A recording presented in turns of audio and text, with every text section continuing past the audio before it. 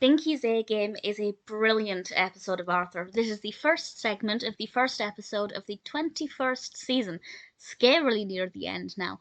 And in this episode, Binky reluctantly does his homework, but he actually finds the reading material really interesting, and he reads for hours and hours and does really well on the test the next day. But because it's Binky, and he doesn't normally do well on tests, Muffy and Francine start to talk to other people and say that Binky must have cheated. There's no way he could have gotten that A. And Binky's crushed by this. Of course he is. He worked hard on that, even though it didn't feel like work because he was enjoying it.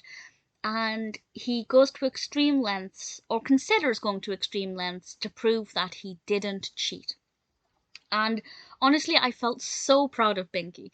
Binky is one of those characters who, in the very, very beginning, seemed like a really horrible character. He seemed like a bully in the very beginning. But now, and actually quite quickly, I very quickly grew a soft spot for Binky. And I have to say he's one of my favourite characters. Maybe my second favourite after Buster. Joint favourite with LaDonna? I'm not sure, irrelevant to the point of this episode.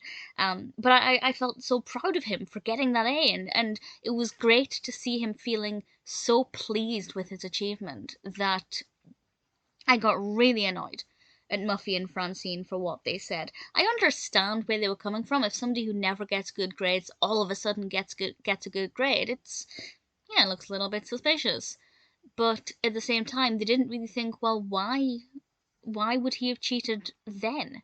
I mean, there is a reason they gave for why he cheated on that occasion, but it still just doesn't add up with his personality. And I think obviously there's a strong message here about the satisfaction of a job well done.